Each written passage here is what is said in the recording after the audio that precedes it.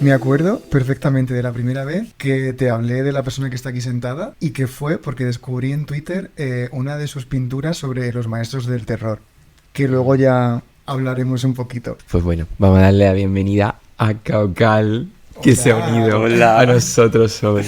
Qué Encantado. ilusión. Muchas Igualmente, gracias. nada, a vosotros. Bueno, vamos a empezar por Caucal. ¿Qué significa o de dónde viene?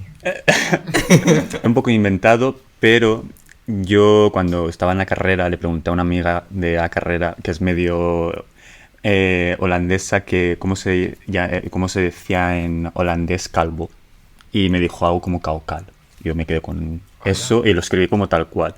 Al tiempo me dijo, pero sabes que no se escribe así, ¿no? Y yo, no, o sea, no sabía. Y, y luego al tiempo en Tinder un chico holandés me dijo, eso ya no sé si es verdad, que cal significaba ano. Y claro, Uy. pues yo creo que el destino me dijo Oye, que me tenía que llamar así. te ha venido todo, vamos, Sí. redondo. Sí, luego contaremos por qué. ¿Quién es Caucal? Un desecho. Al final, dentro de este sistema donde la vida es tan líquida, lo único que puede ser es un desecho. El individualismo no existe. O sea, somos como una mezcla de cosas que coexisten constantemente ya a nivel de nosotros, de como sociedad, como todo. Y creo que la mejor descripción de persona es un desecho.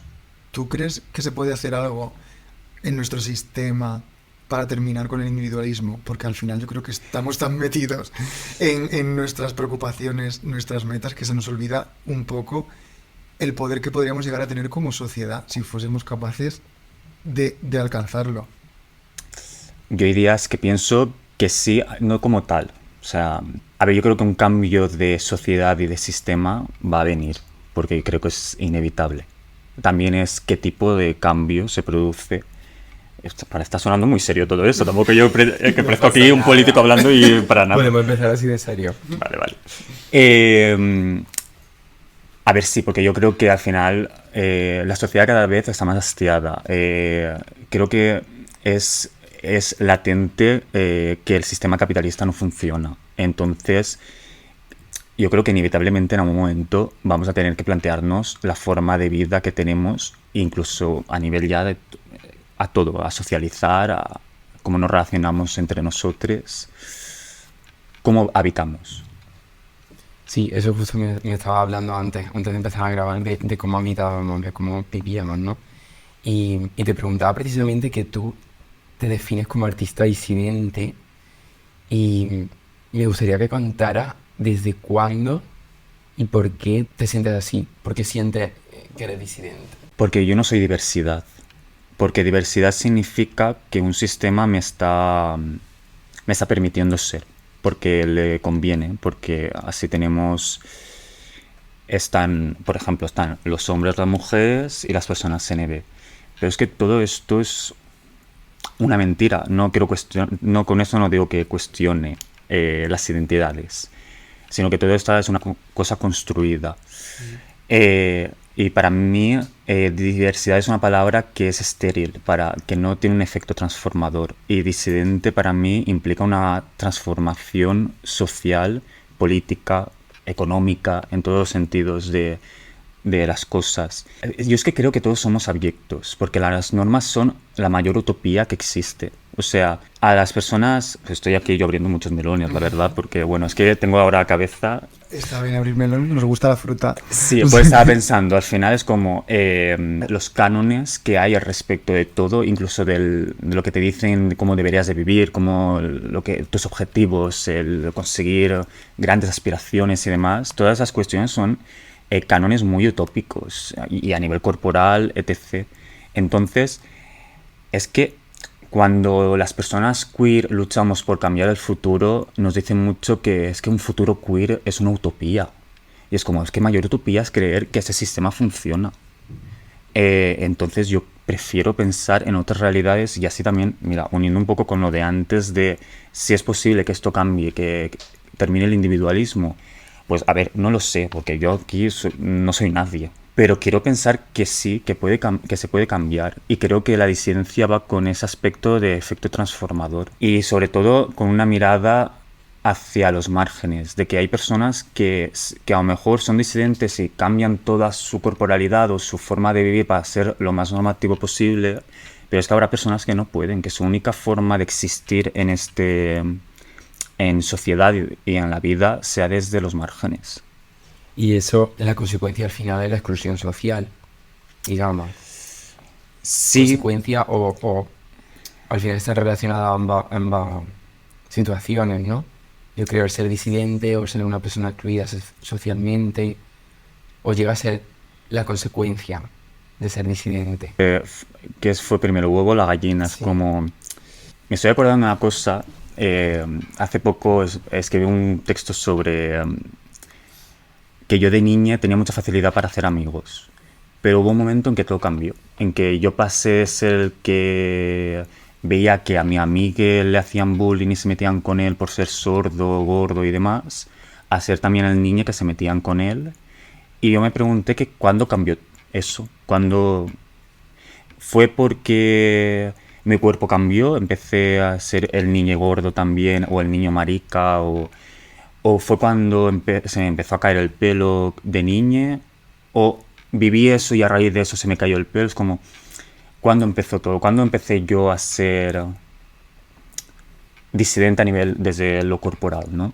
Hay momentos en los que tú no puedes decidir y que sí que creo que hay una fuerza que, pues, una sociedad que te expulsa a vivir ahí. Me imagino que en ocasiones habrá gente que tiene que vivir al margen porque es excluido por la sociedad, pero hay gente que también elige ese margen porque ahí es donde puede Claro. luchar un poco para buscar el hueco. Eso es y la hacerse ver. disidencia. Sí, y porque a lo mejor si intento vivir de otra forma no me siento cómodo. Entonces, es que eso también forma parte de la disidencia. Una persona que intente ser normativa, yo no juzgo eso. Al final hay unas violencias del sistema que son impepinables. Pero creo que a nivel discursivo tenemos que tener discursos bastante críticos respecto a la sociedad, a cómo se está construyendo la sociedad en ese sentido de cánones, de sistemas normativos y demás. Y habrá personas que intentar vivir normativamente no se sienten cómodos tampoco. Y en el plano artístico, bueno, que yo valoro muchísimo lo que tú haces, la técnica me parece maravillosa, pero Muchas creo que gracias. es más el mensaje que hay detrás. Yo creo que lo que más me interesa de ti es saber cómo surge esa reivindicación a nivel artístico, ¿no? De plasmar en la pintura a personas disidentes o no normativas. Fue una necesidad personal de darle esa visibilidad, imagino. Además, de hecho, es que has traído una de esas piezas. Sí. Has traído dos y una Sí. de ellas era una de las que... Por eso te estoy haciendo esta pregunta. Yo empecé un proyecto que era más normativo, era más de acuarelas homoeróticas. Hubo un momento en que dije, ¿qué estoy haciendo? Es que esto no me representa, ¿no? No me siento identificado con esto. Y empecé como a cuestionarme pues mis cosas y todo aquello que a lo mejor desde un aspecto más social también nos educan. También me vi más identificado en ciertos aspectos más de la disidencia de estas personas, de estas abyecciones. Al final, verte en tierra de nadie. Para mí la pintura siempre ha sido como un diálogo conmigo mismo y con el mundo. Entonces, ha sido una forma de entenderme. Más de forma interior, ¿no? O sea, más para ti Sí. y no tanto para el exterior y para los demás. Mira, hace poco me habló un chique para preguntarme por mis referentes artísticos y demás porque quería tratar un proyecto de la disidencia, pero suyo, de su proceso y demás. Y dijo algo como, yo sé que tú en tu obra como que no hablas de ti, sino que visibilizas. Y claro, yo me quedé pensando en plan, pero es que yo sí que hablo de mí. En plan, yo a través de todo lo que hay aquí, hablo de mí. Pero creo que, o sea, no me molestó, me pareció curioso porque creo que la gente piensa que no es visibilizar por visibilizar. Hay un aspecto pues, egocéntrico, pues, hay un aspecto de personal, de, pues, a ver, yo hago cosas que me atraviesan y para tratar temas míos no hace falta que me pinte a mí mismo. Mira, aprovecho esto y digo, tampoco pretendo con mi obra representar la totalidad de la disidencia porque es imposible. O sea, es que está claro que tú no puedes separar tu obra de lo que tú eres y que está presente en todo Totalmente. y que no tiene que salir tu cara en cada creación que hagas para hacer arte político en realidad, para hacer un arte que te como que punce y que te haga reflexionar, que creo que es lo que tiene lo que tú haces. Y que por eso fue por lo que yo te conocí en Twitter, por ejemplo, porque vi una cosa y enseguida fui como a buscar en plan de, ¿pero esto quién lo ha hecho? ¿Y por qué? Porque yo sabía que eso tenía que ser una persona que algo ahí tenía que contar y tenía que explicar. A ver, que he reflexionado mucho acerca de todo esto. Que claro, me pongo yo aquí, tampoco quiero... Porque se me hago un monólogo y ya está, y tampoco... Yo estoy disfrutándolo. Sí. Antes te lo dije, Gracias. que yo estaba deseando hablar contigo precisamente porque te admiro y porque Ay, siento que aprendo. Sí, Siento que aprendo contigo y que creo que quien nos esté escuchando y quien nos esté viendo también va a aprender. eso no quita que haya momentos a lo mejor que en los que sí que diga, ay, pues quiero tratar este tema político, ¿no? Y decida, pero porque no quiero utilizar esa palabra porque no me gusta, no es empatía, sino porque aunque vengamos de sitios tan diferentes, de abyecciones muy diferentes, porque al final hay múltiples vulnerabilidades, creo que esa vulnerabilidad es muy ñoño, pero es como que crea colectividad, creo yo, en plan, y creo que es una palabra que debemos de recuperar. Y yo creo que solo he sabido conocerme y hablar de mis cosas y tratar mis traumas a través de otros cuerpos. Notitas que me hago para mis Jesus mentales. Y es que siento como que siempre voy a tener esa deuda con ese niño, marica, gordo. Porque has dicho lo de la empatía, que no te gustaba la palabra empatía. Porque yo nunca voy a poder entender al 100% lo que siente mi amiga racializada. Aunque o sea, no me puedo poner en ese lugar porque no lo vivo. Pero me parece muy guay que podamos como entendernos, vernos, es el vernos. Exacto. En esa tierra de nadie. Sí. Intentar ponernos en la situación del otro al final es muy complicado porque no tenemos ni pajolera idea de dónde estamos. sí, o sea, me gusta mucho una cosa que ha dicho además y me parece súper importante que hablabas un poco de la forma en la que tú te sientes llegar como a otros y creo que el arte ahí tiene un papel mega importante porque el arte tiene la habilidad como de crear espacios de diálogo en sitios que no lo hay. Creo que muchas veces es la única salida. O sea, ¿entiendes? Una manera de hacer arte en la que no fuese político. Que también he pensado acerca de esto, porque a veces me siento como en la obligación de tratar ciertos temas con todo este apogeo de, bueno, por la hiperglobalización, de estar como a la última de todo y los días señalados y las decir tacos y las Sí. Por favor. mierda, bueno, digo mierdas y ya está. Eso no Como es un que eso es taco. ya, es que iba a decir otra cosa, pero me he dicho no. Es que, claro, o sea, que estamos aquí también abriendo más melón, porque al final es como hoy es el día de tal, o ha pasado esto, y van todos los activistas, y eso haciendo comillas, por los que no estén viéndonos. Pero la gente es rapidísima, además. Ayer me enteré de una cosa, Cuéntala que no te escuchan. que eso yo creo que la gente lo sabe, yo no lo sabía, pero hay grupos de no sé, bueno, da igual, lo digo, de Telegram en los que les dan la información antes para que los pues, políticos o activistas hagan pues los ciertos posts para publicarlos. En plan, pues va a pasar esto o lo que sea, o va a haber este tipo de noticia, por si quieren preparar contenido. Porque claro, porque somos contenido. Total. Bueno, otra forma más de control, sorpresa. Bienvenidos a la vida. Oye, ¿y de qué manera cuidas tu salud mental? Es que, a ver, estoy como en una época estable, no estable, pero tengo las herramientas, he podido como conseguir herramientas para poder gestionar cosas. Esas herramientas las conseguí a través de un profesional, de una psicóloga maravillosa. A veces me siento como afortunado de haber podido ir de pagarme una psicóloga, porque obviamente no era de seguridad social, pero a la vez me da como coraje de sentir pues que hay gente que no puede, que no se lo puede permitir.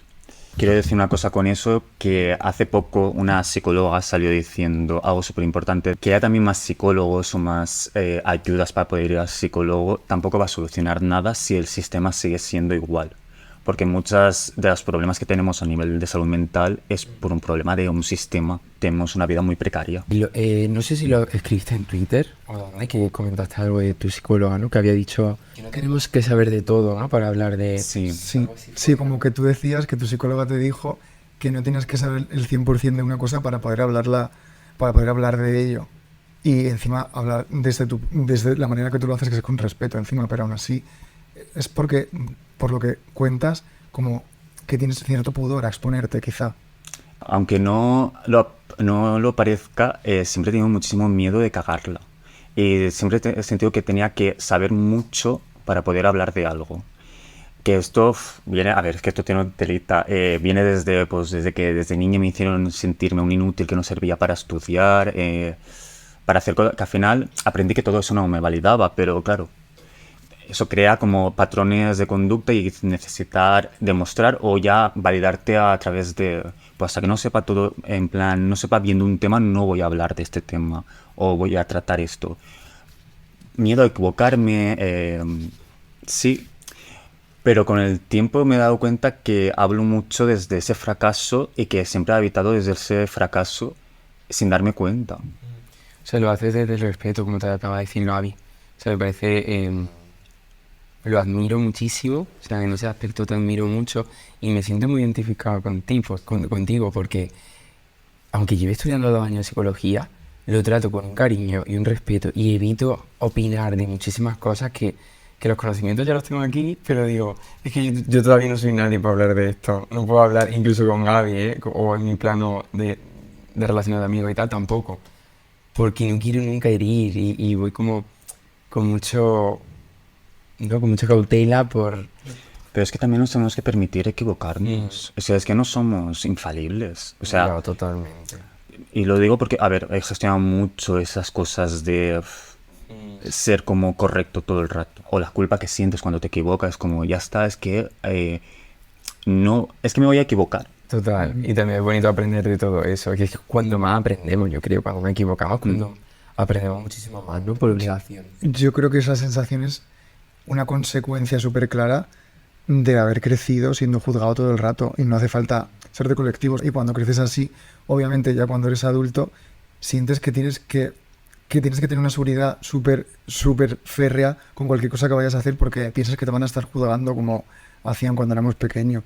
Y es un trabajo súper gordo el quitarse eso de encima. En realidad es muy difícil. Y eso que me dijo la psico fue de las primeras sesiones que tuve con ella, que me dijo, no tienes por qué saber 100% algo para poder hablar de eso. Pero a la vez también quiero como ser un poco autocríticos con esto de tampoco hace falta estar hablando todo el rato de todo, porque yo creo que al final eso es el motor de los pequeños creadores de contenido de estas generaciones. No existiría Twitter si no se pudiese hablar de algo que no se sabe. Imagínate que es el sitio donde te caen opiniones de todo sin que nadie las pida y horrible. Y el problema está justo en lo de opinar de todo cuando te vienen con tintes que también tienen un tufo como súper chungo. Nada más que decir. Aquí tenemos a una señora gobernando Madrid. Bueno, y justo que has mencionado a esta señora que gobierna en Madrid, Maestros del Terror tiene que ver con ella, que en realidad lo que yo vi primero fue el retrato del rey emérito. Me gusta mucho esa serie porque me imagino como una sala en la que se enfrentan esos maestros del terror con las otras personas que pintas en tus obras, ¿sabes? Veo los opresores y los oprimidos y me hace mucha gracia que como que de una parte del arco de repente fuiste al otro a hacer una cosa que es como súper repulsivo además. En verdad no es como nada nuevo, en el arte no hay nada nuevo, pero al final fue una intenta de referenciar a Francis Bacon, porque me gustó mucho unos retratos que hizo al Papa Benedicto, bueno, no sé qué papa, la verdad, uno, que pintó del mismo modo que a través de un cuadro de Velázquez del mismo papa, tal, hizo como una reinterpretación y sacó como la parte más oscura. Y era como muy interesante, me pareció como esa parte más monstruosa del ser humano. Pero claro, yo no solo quiero pintar a personas o personajes de ideología contraria a la mía, sino también pues como Pedrito también me gustaría pintarlo, Pablo Iglesias. No me salía el apellido, wow. Pablo Iglesias. He tenido ahí un lapsus. Con decir Pedro, Pablo, Isabel, sabemos todos de quién estamos hablando, ¿no? Como ya se ha ido, yo es que en mi cabeza sí que lo he sacado, pero... Se cortó el pelo y el apellido y ya es como, bueno... Se me ha ido. Pues, por ejemplo, también quiero pintarlos porque al final, a ver, la política institucional es en general lo que me parece como tan aberrante. Últimamente, no sé, ha sido como, no sé cuándo saldrá esto, pero vamos, hace unos días compartiste tu reflexión y tu situación actual para hablar de la medicación como persona seropositiva. ¿Cómo estás viviendo ese proceso de exposición, digamos? Va a sonar aburrido, pero muy normal. Muy bien. En plan, con eso no quiero decir que no existan problemas sociales con esto, ni estigma, pero bueno, si lo que puedo decir es que una sanidad pública y accesible para todos salva vidas, pues aprovecho y digo esto, porque es lo más importante al final. Claro. Y que existe un estigma, que el estigma... Bueno, mira, aprovecho yo hice un máster de estudios LGBTIQ en la Complutense y pasó una cosa que a mí me pareció monstruosa, que pusieron... como una serie de cortos que hacen de temática LGBTIQ y sobre todo también de temática seropositiva. Y nos pusieron un capítulo en el que representaban el estigma como un bicho que transformaba a la persona con VIH en un monstruo. Mira, eso sí que es algo que he vivido a nivel de exposición, ¿no? Quería salir corriendo de allí porque no sentía que eso fuese así, porque al final creo que querían transmitir que muchas veces que el estigma es algo que es como un virus, que se extiende y que ese es el problema. Pero ¿cómo pretendes tratar ese tema con un corto de terror? Es que me pareció como de ser muy poco inteligente. La peor elección ever, vamos. O sea. Y sobre todo cuando encima situaban a la persona seropositiva transformándose como un monstruo cuando se miraba al espejo. El corto terminaba con un mensaje de su pareja diciéndole: oye, que a mí no me importa que sea seropositivo. Es como, pues muy bien por ti, a mí me la suda. En plan, es que el estigma no lo tengo yo dentro de mí como un gusano que me come. Es que el estigma es una cosa que viene de fuera, viene desde la sociedad, no viene desde mí adentro, de que es que yo no me acepto. Es como, obviamente que habrá gente que esté viviendo el proceso y que le esté costando. Me parece muy importante pues que estas personas, sobre todo, tengan acompañamiento psicológico. Algo que a mí no me ofrecieron cuando empecé todo el tratamiento. Ese corto fue una cosa espantosa. No, total, o sea, creo que la transformación de ese corto en esa especie de zombie debería ser las personas que son los que tienen el estigma. Y en relación que has hablado de tu tesis, ¿cómo fue, cómo encontraste tu espacio dentro de una formación académica? O sea, ¿cómo encajó tu manera de crear en la formación académica clásica? Dice respecto en Bellas Artes. Sí. Y no tuve problemas, en verdad. Aunque sea un mundo académico, son académicos, pero no respecto a un estilo clásico. Uh-huh. Por ejemplo, tenían un estilo como bastante moderno o posmoderno. También depende del profesor, porque al final ahí también es como dependiendo de... Yo el problema que tuve fue que yo venía de un bachillerato social, entré con muchísimas inseguridades, pero con muchas ganas de aprender, porque me encantaba el arte. Y lo que me encontré fue con muchos profesores que no sabían ser profesores y te decían que no servías para esto. Yo porque soy a veces un poco cabezón y dije, pues a mí esto me gusta, yo tiro por aquí. Pues menos mal, porque qué forma de empezar una carrera, ¿no? De hecho, recuerdo que años después me encontré a esa profesora que me dijo eso y vio lo que estaba haciendo y dijo, se quedó como así sorprendida y yo, pues mira, cariño, ya está. Oye, ¿y el libro que leíste tú cuando estábamos en pandemia? Yo justo en pandemia pillé un libro de Paul B. Preciados, Manifiesto Contrasexual, y la verdad que me explotó bastante la cabeza y me desarmó mucho. Me sirvió para aprender a ver desde otra perspectiva muchas cosas de la sociedad binaria, sobre todo. Y tú hiciste una tesis que estaba bastante relacionada en realidad. En sus planteamientos y bueno, y en otros teóricos... ¿Cómo hablo de eso sin parecer pedante? También, o sea, últimamente he sido muy autocrítico con sus propias reflexiones, porque luego tiene otro libro que se llama Texto Yonki y bueno, mis planteamientos entran dentro de este imaginario de textos queer, que es donde se engloba este libro. De hecho, tiene otro texto que se llama Terror Anal, en el que se expande más con este tema, y luego hay más gente que ha tratado esto.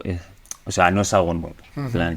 Que a mí a nivel personal me gustó leerlo porque era una cosa que yo por ejemplo no había leído nada de eso y luego cuando lo leí pensé que era algo súper lógico y pensé, ¿por qué por qué a mí como persona que encaja dentro del binarismo nunca me he preocupado en pensar en eso? Porque al final me he moldado un poco a las reglas de la sociedad, ¿sabes?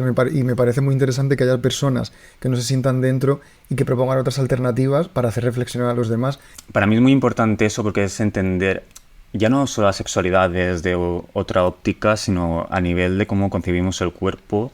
Cambié muchos aspectos de los que tenía en mente desde el TFG hasta el TFM, porque en el TFM seguí con esta línea, pero desde más concretamente ya desde el ano, y lo utilicé como una representación y una metáfora del abyecto. Es como el comunismo anal. Para mí, o sea, yo lo titulé así un poco dentro del de trabajo, era como pues una horizontalidad entre todos los cuerpos sujetos que somos, que al final somos. Mi planteamiento de cuerpo-orificio era un poco esa metáfora desde una relación más horizontal entre nosotros. Volviendo un poco a lo de la jerarquización de los cuerpos, nos ha enseñado un tipo de placer. Por ejemplo, antes estábamos hablando de que yo cuando me tatué una vez me dio como un pequeño orgasmo y yo no tuve una erección, pero porque ese placer no es sexual o es... Claro. Como que al final hay una jerarquización, ¿no? Sí, nos ha enseñado ¿dónde están esos límites y dónde... La sexualidad. Eso es, sí, sí. A mí me pasó eso hace un par de días que le estaba comentando antes que estaba en la pelu, me estaban cortando el pelo y con la maquinilla estaba sintiendo una cosa que me estaba como estremeciendo y que no estaba entendiéndolo para nada, vamos, es que no lo entendía bien. Yo decía, ¿pero esto qué es? ¿Me estoy excitando? Y lógicamente pues no me estaba excitando mis genitales ni nada, pero sí que me estaba estremeciendo igual que cuando llega a un orgasmo. Y dije, jope, ¿cómo defino esto? ¿Cómo defino esta...? Que me recordó un poco a lo que cuenta mucha gente sobre la ASMR, ¿no? Que sienten como una cosquilla en el cerebro, una cosa... Lo he oído eso, ¿eh? No sé, por eso lo digo. Sí, sí. A mí me gusta mucho la ASMR en realidad. Sí, sí. O sea, me da... Yo sí que conecto, o sea, noto ese placer, o sea, de verdad, de auriculares y como experiencia sonora. Y me parece súper, súper guay, porque creo que también es una movida de cómo se nos ha inculcado que es el sexo, que es como súper coitocentrista y todo focalizado al orgasmo, cuando en realidad hay mucho más allá. Y hay muchas otras alternativas para disfrutar de placer, como por ejemplo que te corten el pelo, que te hagan un tatuaje, un poquito depende de cada persona y de cada cuerpo al final. Bueno. Sí, al final ese tipo de textos lo que plantean un desplazamiento de esas zonas erógenas a toda nuestra corporalidad y a la vez, ya que el sistema normativo se ha basado en la genitalización para construir los cuerpos masculinos y femeninos, desmonta todo un poco esta cuestión de lo masculino y lo femenino, de los roles de género. Y yo, por ejemplo, voy a decir una cosa que, bueno, la gente puede flipar, pero bueno, yo me abro porque para eso también estamos haciendo este podcast, que estamos hablando mucho también de nosotros y dando nuestra opinión en muchos temas. Y yo en el plano sexual, por ejemplo, a mí el sexo anal nunca me ha interesado, no sé, pues lo que sea. Y parece que me tengo que centrar en que, como soy gay, pues mi práctica sexual tiene que ser esa. Y lo he pasado muy, muy mal hasta llegar a Gaby, una persona que comprendía y que entendía qué parte quería yo disfrutar del sexo o de qué manera. Sí. Y es que hay tantas formas de recibir placer y que todo esté centrado ahí, que todo está centrado en los genitales, ¿no? Y o sea, me da vergüenza, pero estoy como feliz de exteriorizarlo. Pero claro, has dicho hasta llegar a Gaby, entonces habrás vivido situaciones de violencia. Sí, verbales, lógicamente nunca ha sido nada físico porque he marcado los límites, he dicho, no, hasta aquí, pero si me he visto en alguna situación, te hablo hace muchos años, de tener que decir, no, es que me quiero ir, es que tal, y poner excusas de mierda con tal de no sentirme mal, porque claro, no estoy haciendo lo que tengo que hacer. O sea, vaya mierda. Sí. Y claro, con Gaby encontré una persona que comprendía esa situación, que comprendía tal, y que estábamos los dos como en el mismo plano, en el mismo momento, no sé. Y lo veo mucho a mi alrededor, lo veo mucho en muchos amigos. Sí, es como más común de lo que parece que la gente tenga experiencias sexuales en las que hace cosas porque siente que tiene que complacer al otro. Y o sea, hay muchísima gente que conozco que tiene ese tipo de historias en el pasado y son durísimas y no sabes hasta qué punto te pueden llegar a marcar. Si algo no te gusta, no te va a gustar porque te digan que te va a gustar y hay como así mil cosas, hay muchas maneras de violencia en realidad.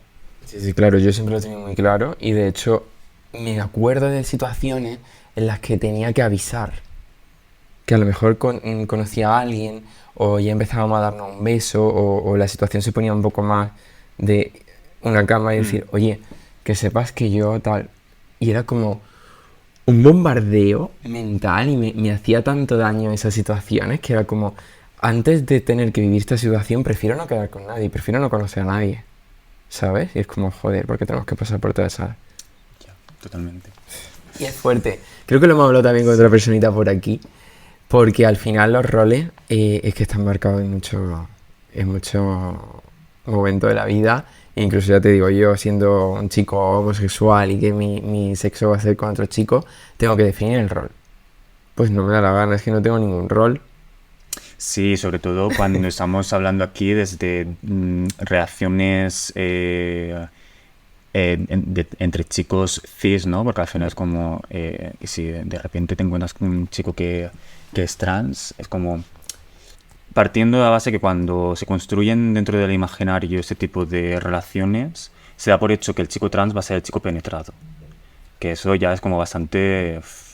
Bueno. Luego también es como... lo que tú has dicho de tener que avisar, como de tener que, no sé, como preparar el terreno, ¿no? Sí, total.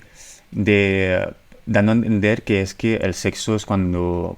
Es que estoy diciendo esto y me parece como tan obvio, pero yo creo que al final también es importante decirlo. ¿Para pero... ti es obvio? Claro, sí, para... es que acabo de decirme un... Sí, Sí, es que estaba yo... ¿verdad?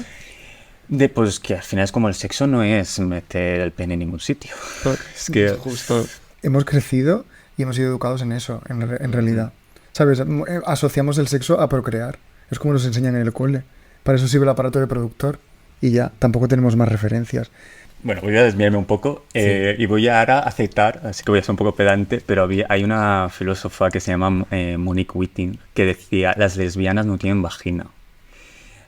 Y decía eso, y decía, eso luego lo reflexionaba en Terror Anal, Polvo Preciado, diciendo que esa frase al final era como que la vagina de las lesbianas eran cavidades anales, porque no tienen su función reproductora, porque como nos han construido en base a la reproducción de nuestra especie, al final lo que nosotros somos, como en plan, esos roles de género que se han construido en base a eso, es como una lesbiana no es, entonces su vagina no es una vagina, porque la definición de vagina como se ha dado en sociedad y demás, también entendiendo desde la parte más cisnormativa todo este tipo de citados que estoy intentando decir. Al final, todo el rato desde ese aspecto más de disidente, lo que decíamos al principio, pues, desde los márgenes, de cómo construir cuerpos y sujetos que permitan subvertir ese sistema. Es verdad que, o sea, yo estuve viendo muchísimas cosas en historia, en una asignatura, de cómo las mujeres estaban simplemente reducidas a ser una vagina para procrear, sin tener en cuenta la frustración que podía padecer una mujer o una persona con vagina que no pudiera tener hijos o que no quisiera, y de ahí salieron muchas artistas en los años 50, 60 que hablaban precisamente de esto a través del arte, y que utilizaban justo el arte como una manera de punzar y de hacer reflexionar. Sí, me estoy acordando ahora que has dicho eso de punzar, que tú habías dicho alguna vez que el arte estaba para incomodar, era algo así, ¿no? Sí. Que lo comentamos. Sí. Recuerdo que en la carrera teníamos una asignatura que nos preparaban para realizar el TFG y demás. Yo le enseñé mi obra a la profesora y me dijo que le gustaba mucho, pero que sabía que iba a un público determinado. Y claro, yo siempre me quedo con esa frase en mi cabeza. Si lo vemos desde un aspecto más de mercado, de capitalista, a lo mejor se puede entender que pues mi obra va a un público. Pero claro, yo pensaba mucho, pero es que incluso la propia noción de público me parece... me molesta, porque es como una gente que me está ahí mirando a mí como si yo estuviese encima de una tarima. Es como, si yo soy una mierda y me encanta ser una mierda. Para mí el arte también es que yo tuve una temporada que hice camisetas con mis pinturas y algunas tenían lettering y demás. Es que, pues, que una señora, a lo mejor del barrio de Goya o de Salamanca, me mire mal por llevar una camiseta que ponga los chicos no siempre tienen pene y las chicas a veces tienen pene. Para mí eso también es lo que busca mi obra. Y sí, que considero que el arte tiene que incomodar y sobre todo tiene que venir... O sea, para mí el arte es verdad. Cuando haces algo desde esa honestidad, para mí es algo que es arte. Pero también disfrutas de otro tipo de arte, por ejemplo, o sea, arte que es puramente estético, teniendo en cuenta que lo estético es súper subjetivo. Y voy a relacionarlo con otra pregunta que me habéis hecho con el tema del VIH, de si ser una persona seropositiva, cómo si exponerlo y demás. Yo vine a Madrid y a los 2 días de venir me llamaron para darme la noticia tal, no sé. yo en ese momento tuve que alejarme de las redes. Ya llevaba tiempo como alejándome porque necesitaba como mi espacio, mi tiempo, pues mi salud mental, todo. Como parar. Era como... Sentía que todo iba súper rápido, ya no en mi vida, sino en el exterior. Y yo quería parar. Paré en seco tal, y cuando volví como a querer estar más presente en redes y a pintar, a veces pintaba cosas que no tenían ese tinte de la disidencia o algo. Pues a lo mejor pinté a la reina Isabel. Y la pinté porque me gustaba su papada. En plan... Era algo súper absurdo y claro, a ver, yo puedo entender que a lo mejor por mi definición de arte de incomodar y molestar, yo sentía que la gente, o sea, que al final en redes me exigían que hubiese todo el rato un concepto, que es algo que en la carrera también pasa. Y es como, estoy harto, es como, yo es que no tengo nada importante que decir. O sea, yo como persona no tengo nada importante que decir porque yo no soy nadie. Y a veces me va a apetecer pintar cosas tan absurdas como a la reina Isabel, pero porque me gusta su mirada, que tiene una mirada que parece que te vaya a decapitar, o porque me gusta la luz, porque me gusta su papada, cosas muy, desde aspectos muy formales. ¿Eso es artístico? Pues sí. ¿Es arte reivindicativo? A lo mejor no. Qué curioso, porque al final has hablado otra vez del público, de que parece que a veces como que la gente que te sigue cree que siempre tienes que tener un concepto, que es una cosa que hemos hablado con toda la gente creativa que pasa por aquí, que al final te haces un poco esclavo de lo que se espera, de ¿no? la Como... producción, ¿no? Sí. De ser productiva. No ser productivo tanto como crear algo que esperan de ti, que de repente tú pintas la reina Isabel porque te gusta la papada que tiene y la gente no estaba esperando ver eso, o, ¿sabes? Es súper curioso como toda la gente que está relacionada con el mundo del arte al final crea como una especie de dependencia con lo que se espera y que es inevitable, ¿no? Creo que va súper unido. Y claro, y unido al este momento de noticia, hago este post, es como, mira, yo no puedo, es que no puedo ni quiero, en plan, yo no puedo estar ahora, pues yo qué sé, creo que Ayuso lo ha cagado hace poco, ¿no? Yo no puedo ahora de repente ponerme a hacer una ilustración. Es que... Yo creo que hay gente que debe tener un archivo preparado Los de como Telegram, de, es que como están de ahí cosas una de... semana antes. Porque no es posible que pase una cosa y a las 5 horas haya 150 posts, que- además de ilustraciones de pintura que requieren como tiempo. Pero la gente es rapidísima, digo, la gente debe estar como en casa así y de repente es como pasa algo, ¡pum! Porque es que la gente es muy, muy rápida, ¿sabes? Es en plan de venga, todo por el engagement, ¿sabes? Sí, total. Al final eso es arte, aunque sea reivindicativo, porque al final yo eso me lo planteo, es como... Yo a lo mejor estoy aquí siendo muy intransigente, pero es como... viene de la verdad, viene porque tú tengas aquí un compromiso real. Es que a veces no decir nada es mucho más transgresor que decir. Ahí sí que me pregunto, ¿eso es arte? Aunque a lo mejor trate un tema social. Yo creo que mucha gente lo leerá como tal, pero la gente creadora igual lo hace un poco para subirse a la ola momentánea, ¿sabes? Ganar likes, ganar Sí. seguido. Claro, pero al final para mí eso es pornografía, Sí. no es arte. Y la pornografía triunfa mucho en general, o sea, es una cosa que funciona muy bien. Vamos a la última parte ya. Ya terminamos. Te vamos a preguntar 3 cosillas. La primera, que nos digas un trío soñado y puedes formar parte de él o puedes estar fuera. ¿Vosotros qué tríos haríais? Viste esa pregunta ayer, en la grabación de ayer, lo pasé fatal porque... Ahora te pones aquí. Sí, Es sí, difícil, total. ¿eh? Es... A ver, pues a mí me encantaría ver a Ayuso con Almeida, ella vestida de señorona con un látigo y él atado, y luego pues pondría también a Pablito por ahí, para que haya alguien de la izquierda que también... Bueno, es que este señor es que no lo soporto. Yo lo digo así. Oye, pues muy bueno. Una escena un poco... Y la pintaría, la verdad, tú imagínate... Igual es otra pintura que podrías tener por ahí. Sí, ahí está. Además hay alguno que ya has pintado, o sea que un poco ya sabes por dónde Bueno, tirar. no, yo creo que metería más que a Pablito a Ana Obregón con su hija nieta. Eso es tremendo, ¿eh? Sí. Madre mía, Imagínate. estoy escuchando risas por esta sección de aquí porque es como... Madre mía. Sí, sí. Nos pasamos a cuarteto entonces, ¿vale? Hemos metido a 4 en esta, Cuarteto. en Bueno, esta edición. la hija cuenta como complemento. Sí, porque ya que la ha comprado, pues cuenta como complemento, no cuenta como persona. Cuéntanos una unpopular opinion. Tampoco es nada nuevo que voy a decir. Creo que dentro del colectivo y del activismo que está más alineado con esto se dice mucho.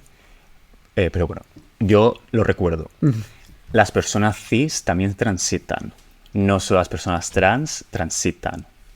Me parece como muy importante materializar este este tipo de cosas porque desactivan muchos discursos transexcluyentes dentro del colectivo y dentro del feminismo.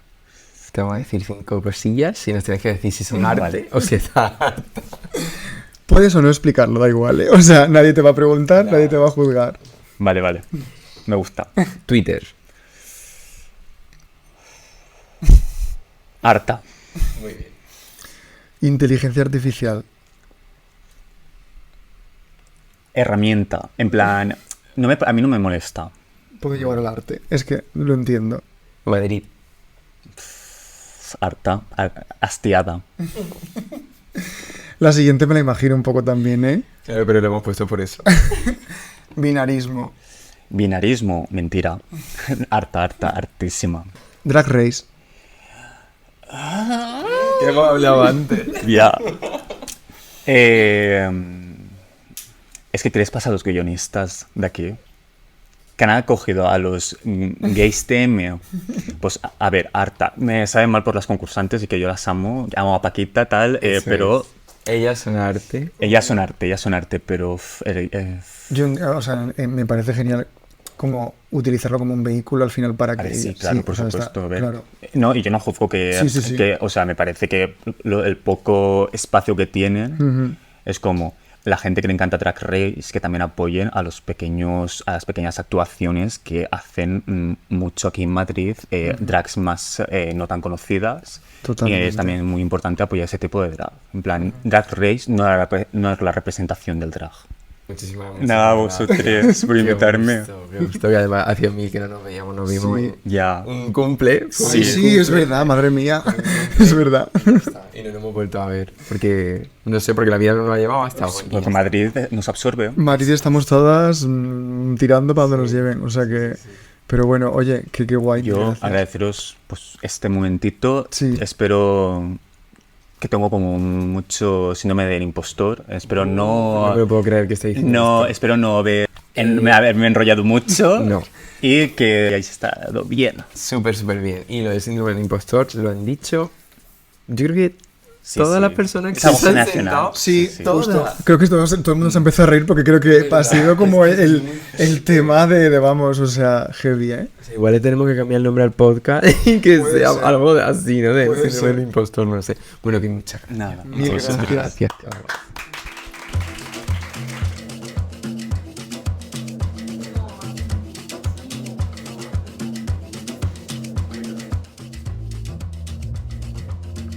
De hacer como ir a recuerdos de mi infancia.